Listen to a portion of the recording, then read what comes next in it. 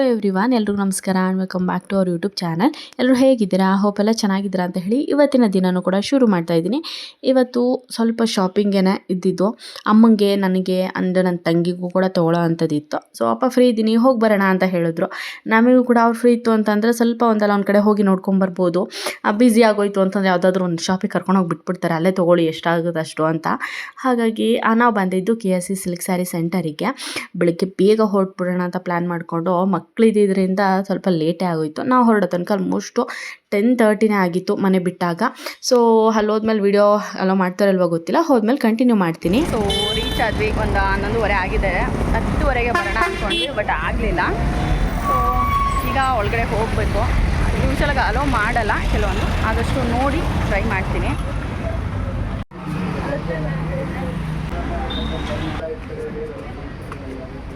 ನಾವು ಶಾಪಿಂಗ್ ಮಾಡೋದಕ್ಕಿಂತ ಈ ಸಲ ನನ್ನ ಮಕ್ಕಳನ್ನ ನೋಡ್ಕೊಳ್ಳೋದೇ ಒಂದು ತುಂಬ ದೊಡ್ಡ ಟಾಸ್ಕ್ ಆಗಿಬಿಟ್ಟಿತ್ತು.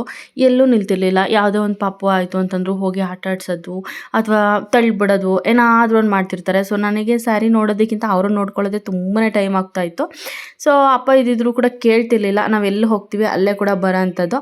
ಸೊ ಅಲ್ಲಿ ಹೋದ್ಮೇಲೆ ಒಂದಷ್ಟು ಸಿಂಪಲ್ ಸ್ಯಾರಿಗಳನ್ನ ಕೂಡ ತೊಗೊಂಡ್ವಿ, ಬಟ್ ಅಲೋ ಮಾಡಲ್ಲ ಅಂತ ಹೇಳಿದ್ರು. ಹಾಗಾಗಿ ನಾನು ಕೂಡ ಕ್ಯಾಪ್ಚರ್ ಮಾಡ್ಕೊಳಕ್ಕೆ ಹೋಗಲಿಲ್ಲ.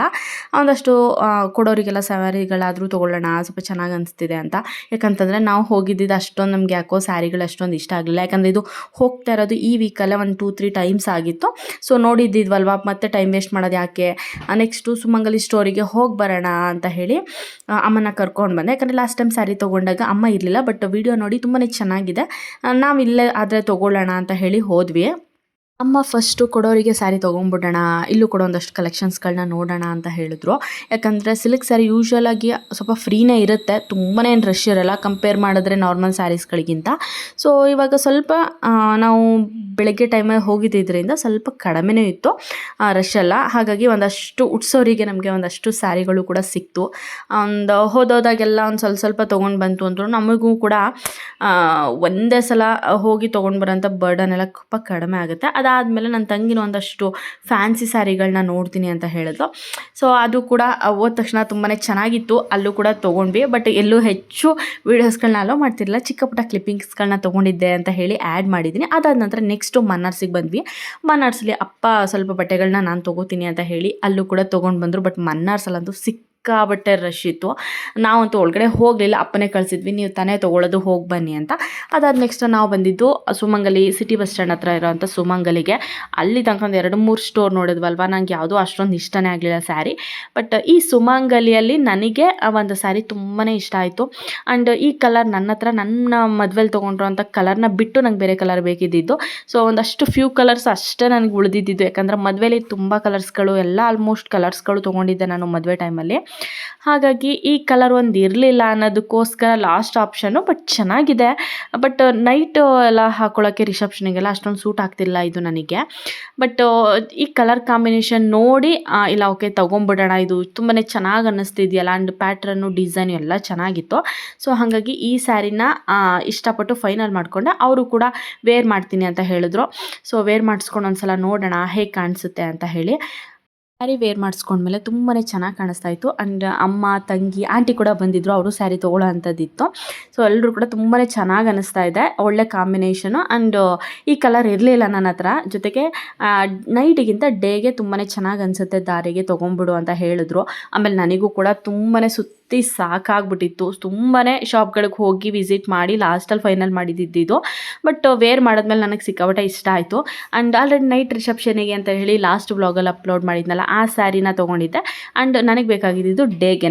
ಸೊ ಇದು ಡೇಗೆ ತುಂಬ ಚೆನ್ನಾಗಿ ಸೂಟ್ ಆಗುತ್ತಲ್ಲ ಅಂತ ಹೇಳಿ.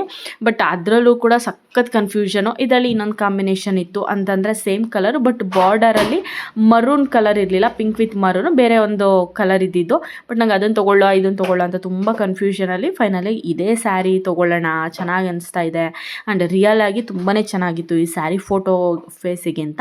ಸೊ ಇದನ್ನೇ ಕೂಡ ಫೈನಲ್ ಮಾಡ್ಕೊಂಡ್ವಿ. ಬಟ್ ಏನೋ ಗೊತ್ತಿಲ್ಲ, ಈ ಸಲ ಮಾತ್ರ ಸಿಕ್ಕಾಪಟ್ಟೆ ಹಿಂಸೆ ಆಯಿತು.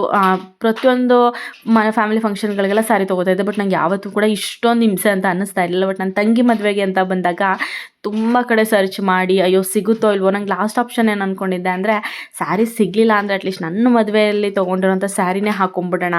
ಯಾಕಂತಂದರೆ ಅಷ್ಟೊಂದು ಅಮೌಂಟ್ ಎಲ್ಲ ಇನ್ವೆಸ್ಟ್ ಮಾಡಿ ಯಾವ್ಯಾವುದೋ ಕಲರು ಇಷ್ಟ ಇಲ್ಲದೆ ಇರೋದೆಲ್ಲ ತೊಗೊಳೋದಕ್ಕಿಂತ ನನ್ನ ಮದುವೆದೇ ಹಾಕೊಂಡ್ಬಿಡೋಣ ಅಂತ ಹೇಳಿ ಡಿಸೈಡ್ ಮಾಡ್ಕೊಂಡ್ಬಿಟ್ಟಿದ್ದೆ. ಸೊ ಆಮೇಲೆ ಲಾಸ್ಟಲ್ಲಿ ಈ 2 ಸ್ಯಾರಿಗಳು ಸಿಕ್ಕಿದ್ದು. ಬಟ್ ನಂಗೆ ತುಂಬಾ ಇಷ್ಟಪಟ್ಟು ತೊಗೊಂಡಿದ್ದಂಥ ಸ್ಯಾರಿ. ಯಾಕಂದರೆ ನಾನು ಅಮೌಂಟ್ ಇನ್ವೆಸ್ಟ್ ಮಾಡಿಬಿಡ್ತೀನಿ. ಬಟ್ ಅದಾದಮೇಲೆ ಸಿಕ್ಕಾಪಟ್ಟೆ ಬೇಜಾರಾಗುತ್ತೆ, ಅಯ್ಯೋ ತೊಗೊಬೇಕಿತ್ತ ಈ ಸ್ಯಾರಿ ಅಂತ. ಬಟ್ ಈ ಸಲ ಹಂಗೆ ಮಾಡ್ಕೊಳ್ಳೋದು ಬೇಡ ಅಂದ್ಕೊಂಡಿದ್ದೆ. ಬಟ್ ತುಂಬ ಚೆನ್ನಾಗಿ ಸ್ಯಾರಿಗಳು ಸಿಕ್ತು. ಆ್ಯಂಡ್ ಈ 2 ಸ್ಯಾರಿಯಲ್ಲಿ ನಿಮಗೆ ಯಾವ ಸ್ಯಾರಿ ಇಷ್ಟ ಆಯಿತು ಅಂತ ಕಮೆಂಟ್ ಸೆಕ್ಷನಲ್ಲಿ ಕಮೆಂಟ್ ಮಾಡಿ.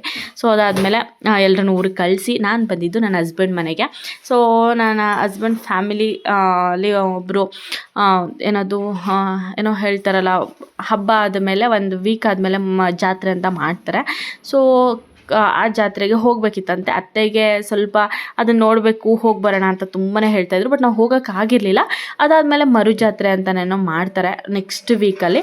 ಸೊ ಅಲ್ಲಿಗಾದರೂ ಕರ್ಕೊಂಡೋಗಿ ಆ ಟೈಮಲ್ಲಿ ಅಂತ ಹೇಳಿದರು. ಸೊ ಮತ್ತು ಅವ್ರಿಗೆ ಬೇಜಾರು ಮಾಡೋದು, ಜಾತ್ರೆಗೂ ಕರ್ಕೊಂಡೋಗಿಲ್ಲ. ಬಟ್ ನೆಕ್ಸ್ಟ್ ವೀಕ್ ಮತ್ತೆ ಜಾತ್ರೆ ಇದೆಯಲ್ಲ, ಅಲ್ಲಿಗಾದರೂ ಕರ್ಕೊಂಡು ಹೋಗಿ ಬರೋಣ ಅಂತ ಹೇಳಿ ನಾನು ಪಾಪು ಎಲ್ಲ ಹಸ್ಬೆಂಡ್ ಮನೆಗೆ ಬಂದಿದ್ವಿ. ಸೊ ನೆಕ್ಸ್ಟ್ ಡೇ ತುಂಬಾ ಬಿಸಿಲಿತ್ತು. ಆ್ಯಂಡು ನಾವು ಕೂಡ ರೆಡಿಯಾಗಿ ಹೊರಡೋ ಅಷ್ಟರಲ್ಲಿ ಆಫ್ಟರ್ನೂನೇ ಆಗಿಬಿಟ್ಟಿತ್ತು. ಪಾಪುಗೆ ಎಲ್ಲದೂ ರೆಡಿ ಮಾಡಿ ಕರ್ಕೊಂಡು ಬಂದೆ. ಬಟ್ ಅವ್ರು ಬರೋ ತನಕ ಅವಳು ಮಲ್ಕೊಂಡೇ ಬಿಟ್ಟಿದ್ಲು. ಆ್ಯಂಡ್ ರಶ್ಶು ಕೂಡ ಇತ್ತು ಅಂತ ಹೇಳಿ ನಾನು ವೀಡಿಯೋಗಳು ಕೂಡ ಮಾಡ್ಕೊಳ್ಳಿಲ್ಲ. ಸೊ ಅಲ್ಲಿ ಹೋಗಿ ದೇವ್ರ ದರ್ಶನ ಎಲ್ಲ ಮುಗಿಸ್ಕೊಂಡು ನೆಕ್ಸ್ಟ್ ನಾವು ನಮ್ಮ ರಿಲೇಟಿವ್ ಕರೆದಿದ್ರು ಅಂತ ಹೇಳಿದ್ನಲ್ಲ, ಸೊ ಆ ಮನೆಗೆ ಬಂದ್ವಿ. ಅತ್ತೆ ತಾತನ ಮನೆ ಆಗಿದ್ದರಿಂದ ಒಂದಷ್ಟು ಮನೆಗಳಿಗೆಲ್ಲ ವಿಸಿಟ್ ಮಾಡೋದಿತ್ತು. ಸೊ ಅಲ್ಲಿ ಹೋಗೆಲ್ಲ ವಿಸಿಟ್ ಮಾಡಿಕೊಂಡು ಊಟ ಎಲ್ಲ ಮುಗಿಸ್ಕೊಂಡು ಒಂದಷ್ಟು ಮಾತುಕತೆ, ತುಂಬ ದಿನವೇ ಆಗಿತ್ತು. ತುಂಬ ದಿನ ಆದಮೇಲೆ ಹೋಗಿದೆ ಅಂಥದ್ದು. ಸೊ ಒಂದಷ್ಟು ಮಕ್ಕಳ ಜೊತೆ ನನ್ನ ಮಗಳು ಕೂಡ ತುಂಬ ಖುಷಿಯಾಗಿ ಆಟ ಆಡೋದು. ಅವಳು ಹೋಗಬೇಕಾದ್ರೆ ಹೋಗೋ ಮನಸ್ಸೇ ಇರಲಿಲ್ಲ, ತುಂಬಾ ಡಲ್ ಆಗಿಬಿಟ್ಟಿದ್ಲು. ಹೋಗಬೇಕಲ್ಲ ಅಂತ ಹೇಳಿ ಇರಲಿ ಅಂತ ಹೇಳಿ ಒಂದು ಚಿಕ್ಕ ಪುಟ್ಟ ಕ್ಲಿಪ್ಪಿಂಗ್ಗಳನ್ನ ತೊಗೊಂಡಿದ್ದೆ. ಅದಾದಮೇಲೆ ನಾವು ಕೂಡ ಮನೆಗೆ ಹೊರಟ್ವಿ. ಆ್ಯಂಡ್ ಇವತ್ತಿನ ದಿನ ಹೇಗೆಲ್ಲ ಆಯಿತು ಅಂತ ಹೇಳಿ ನಿಮ್ಮ ಜೊತೆ ಶೇರ್ ಮಾಡ್ಕೊಂಡಿದ್ದೀನಿ. ಹೋಪ್ ಎಲ್ರಿಗೂ ಇಷ್ಟ ಆಗಿದೆ ಅಂತ ಅಂದ್ಕೊಂಡಿದ್ದೀನಿ. ಸೊ ಇಷ್ಟ ಲೈಕ್ ಮಾಡಿ, ಶೇರ್ ಮಾಡಿ. ಸಿಗೋಣ ಒಂದು ಹೊಸ ವೀಡಿಯೋದಲ್ಲಿ. ಅಲ್ಲಿ ತನಕ ಎಲ್ರಿಗೂ ನಮಸ್ಕಾರ.